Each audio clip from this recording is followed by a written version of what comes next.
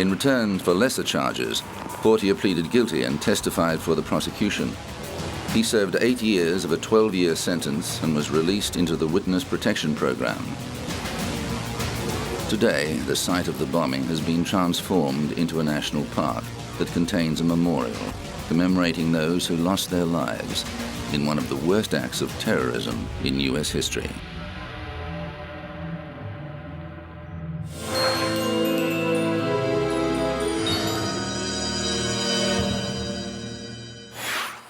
Legendary French statesman Charles de Gaulle was renowned for his wartime heroics and strong leadership as president of France in a time of great turmoil and change. But as the 1960s wore on, his heavy-handed style did not sit comfortably with thousands of radicalized students and intellectuals who were chafing at the restrictions and prejudices of the previous generation. In May 1968, discontent erupted in Paris. By the time it was over, France had been transformed. The problems first surfaced in March of that year, when a group of students, poets and musicians occupied an administration building at Nanterre University to protest against class discrimination and university bureaucracy. They surrendered without incident, but unrest continued to build until it spilled into the streets 2 months later. After a rowdy protest, police fired tear gas into a crowd of students at the Sorbonne University and were forced to arrest hundreds of people as students flocked to the site in solidarity. Schools and universities across the nation were shut down and put under police guard. The situation escalated when 10 million workers went on strike to support the protests, and more than 1 million people marched through Paris. The problem grew so big that the government called a snap election. At one point, de Gaulle was even forced to seek refuge at a German Air Force base. France teetered on the brink of revolution, and the riots inspired similar actions around the world. Finally, the situation dissipated, and police withdrew from the universities. Students quickly occupied the Sorbonne again until police retook it on the 16th of June. De Gaulle won an overwhelming victory at the subsequent elections, but his presidency had been fatally weakened. He resigned in 1969 and died suddenly in 1970, 2 weeks before his 80th birthday.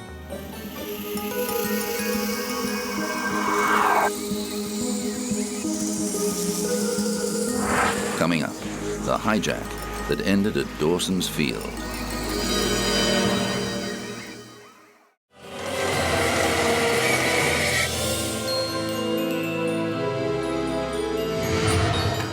It became known as Black September. The month of the lives of hundreds of aeroplane passengers lay in the balance. More than 300 people were taken hostage when Palestinian extremists hijacked 4 airliners between September the 6th and September the 9th, 1970. 3 of the flights landed at Dawson's Field, a desert airstrip the militants renamed Revolution Airport. On September the 12th, they blew up the 3 aircraft to demonstrate their resolution, moments after the last 40 passengers left the aircraft. The dramatic footage of massive jet fuel explosions and billowing smoke mesmerized the world television audience and put greater pressure on the affected governments. The People's Front for the Liberation of Palestine, a segment of the Palestine Liberation Organization, said it had taken the drastic step because it believed military action was about to be launched to retake the plains. The guerrillas were constantly battling Jordanian forces in the streets of Amman, with the hotel housing most of the hostages taking heavy fire. Although the terrorists had successfully captured 2 flights, with the third brought in later by an unaffiliated sympathizer, 2 hijackings did not go as planned. The taking of LL Flight 219 was foiled when pilot Uri Bar-Lev put the Boeing 707 into steep nosedive and threw the 2 terrorists off balance. The flight landed safely at Heathrow, where Leila Khaled was taken into custody. The other would-be hijacker, Patrick Arguello, died from injuries received during the struggle. A 4th flight refueled in Beirut, where another 9 militants boarded the plane and diverted to Cairo after its pilots successfully convinced the hijackers that the 747 was too big to land in the desert. It was wired with explosives and blown up a few moments after the passengers disembarked. The PFLP's demands included the release of Layla Khaled and Palestinian prisoners in Germany, Switzerland, and Israel within 72 hours. At a press conference in Amman, the Marxist-Leninist group transfixed the world as it outlined its manifesto. To make it clear to the whole world that PFLP is not a bloodthirsty organization, we have released all women and children and sick gradually since the first day. PFLP had also transferred the rest, that is the 40 passengers, who are classified as suspects under interrogation or hostages by the revolution, have transferred them into a more cozy place. Nevertheless, these people are now living in much better conditions than that on the airfield or in our refugee camps, and they will be kept there until our prisoners are released.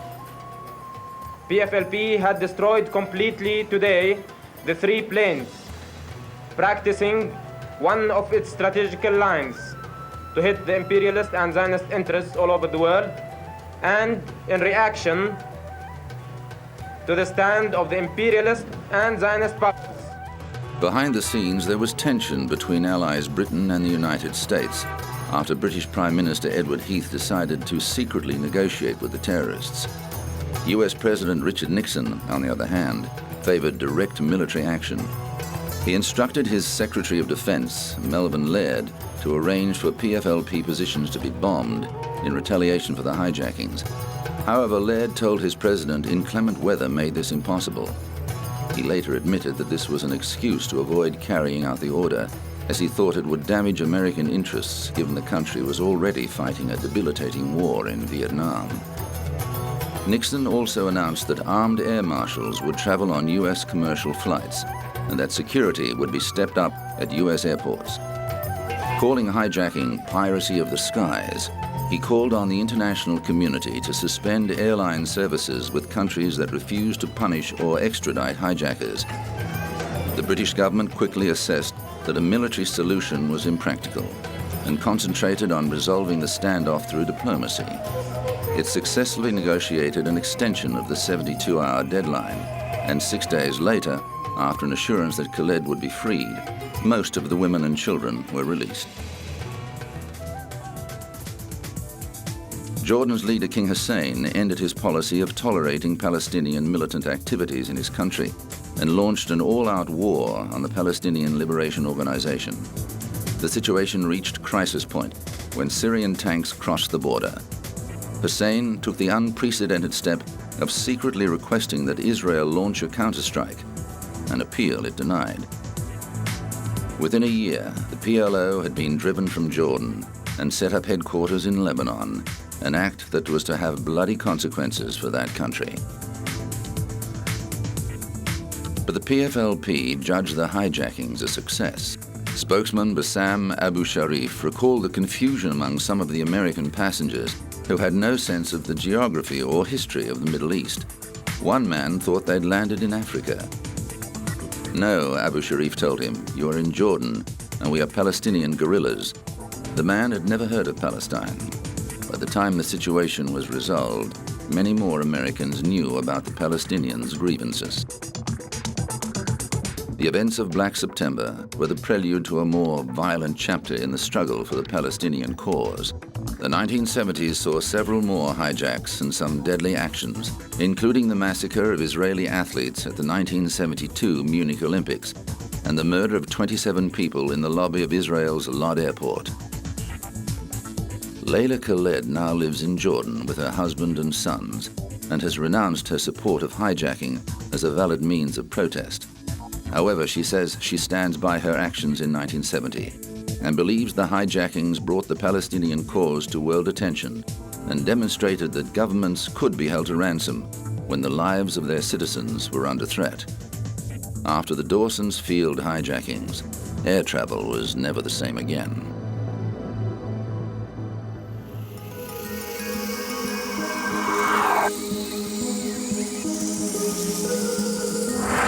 Coming up, Naomi Campbell's costly temper tantrum.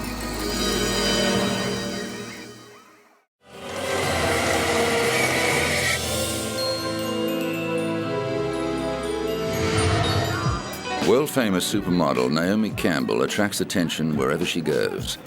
Since starting on the catwalk at the tender age of 15, Campbell has built a lucrative career in the beauty industry. She's appeared on the cover of Vogue, posed nude for Playboy, and starred in a string of music videos. Her ghost-written novel Swan was a bestseller, and she's worked on many charity projects for the people of sub-Saharan Africa. Campbell counts former South African leader Nelson Mandela as one of her friends. But as well as her exotic beauty, the model is also renowned for her fiery temper, a trait that has got into hot water on more than one occasion. In 2000, Campbell pleaded guilty to assaulting her assistant Georgina Galanis with a phone. The Toronto court cleared her record in exchange for her expression of remorse. Just 6 years later, Campbell was back in court, this time accused of attacking her housekeeper, Anna Scavolino, with a jewel-encrusted mobile phone after becoming enraged over a missing pair of jeans. The housekeeper was treated for a head injury following the incident.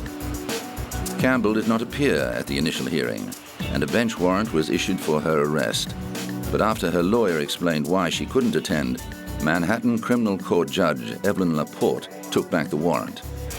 The case was adjourned to November the 15th, 2006. The defense and prosecution were unsuccessful in cutting a deal, so the supermodel was forced to front court on the agreed date, clad demurely in a stylish, figure-hugging black dress.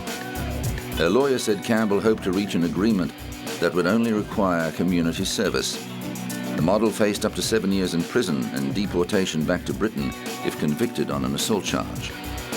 The defense attorney also said he didn't want Campbell in a situation like 80s musical icon Boy George, who was followed by reporters when he did community service for the sanitation department after pleading guilty to falsely reporting a burglary. He said Campbell was fully aware of the gravity of the situation. Naomi is taking it seriously, but I don't think that's any big whoop, because no one who's gone through the system, who's been arrested and fingerprinted and photographed and brought in front of a judge and bail was set, no one under those circumstances takes these things cavalierly. It's a very, very serious situation. Campbell was also hit with a lawsuit from another former employee who said the British model viciously assaulted her while calling her a dumb Romanian. The lawsuit by Gabby Gibson called Campbell a violent super bigot. Gibson said the model hit her, called her names, and threatened to charge her with theft after being unable to find a pair of jeans designed by Stella McCartney. The maid worked for Campbell from November 2005 to January 2006. In 2007, a judge denied a legal attempt by the model's lawyers to bar her ex-maid from raising prior examples of her allegedly chronic abusive and repeatedly violent conduct towards her employees. The case has yet to be resolved. Campbell's lawyer said the allegations against his client did not fit the pattern of the supermodel's history of altruism, which has seen her involved in a number of worthy causes. But she's also constantly contributing to the public at large, whether it be cancer research or whether or not it be AIDS research or whether or not it be for providing for underprivileged children like the Nelson Mandela Children's Fund.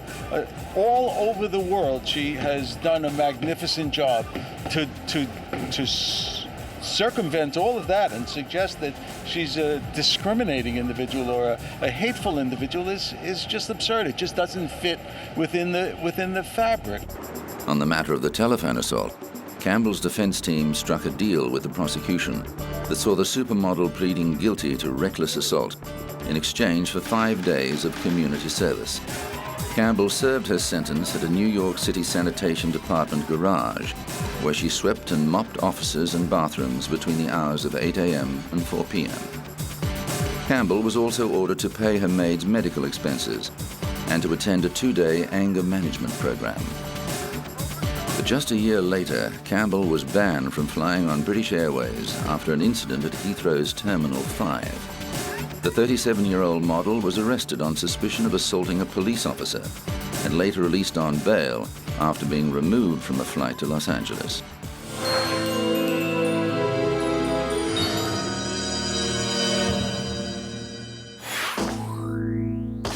Britain's police traditionally patrol without firearms, but Liverpool's gangland wars of the mid-90s were so violent that Mersey police took the unusual step of taking to the streets fully armed. Officers needed protection against the hardened gangs that were fighting over control of the city's nightclubs and drug distribution. The explosive dispute led to the shooting death of David Ungi, the head of a powerful local family, in May 1995. A further 9 shootings rocked Liverpool as the gangs retaliated against each other. What concerns me is the lowering of the threshold of what used to be unacceptable behaviour, where people are now willing to use firearms, whereas perhaps in the past they would have used fists or knives. Ungi's lawyer denied he was a criminal. What I have to say is that in any major city in this country, there are obviously criminal elements, some more organised than others. But I'm not aware, as a solicitor who's been practicing here for 20 years, of any organised mafia in this city. Certainly in my conversations with senior police officers, there's been no suggestion that my clients are part of a criminal mafia. But the godfathers of crime in Liverpool had access to some of the deadliest weapons. One police raid netted 4 Uzi machine guns. Carrying weapons has suddenly become a fashion accessory to those people of that kind of mind who feel that they must carry weapons and flaunt them and every now and then fire them off. Doctors at the city hospital were appalled with the wounds they had to deal with. We've seen people with shotgun wounds to the back which have penetrated into the chest and have collapsed both lungs. We've seen shotgun pellets and wounds spread all around the limbs. We've seen limbs almost taken off with shotgun sprays. We've obviously seen chest injuries of all sorts. Some of them requiring the chests to actually be opened, but many of them just requiring to be taken to the operating theatre very, very quickly. But it was the emotional wounds inflicted on the locals that concerned community leaders. The great majority of people in Toxteth are not lawbreakers, they are not violent people, they are not involved in criminal gangs or anything like that, and their lives are being disrupted by what they see going on around them. And the fear is one part of the community would be turned against another. There's no reason why it should, but when people are feeling insecure, then all sorts of things can result. As the main port of entry for illegal firearms and drug importation, Liverpool continues to be a hotspot for violent crime and home to some of Britain's most trigger-happy criminals.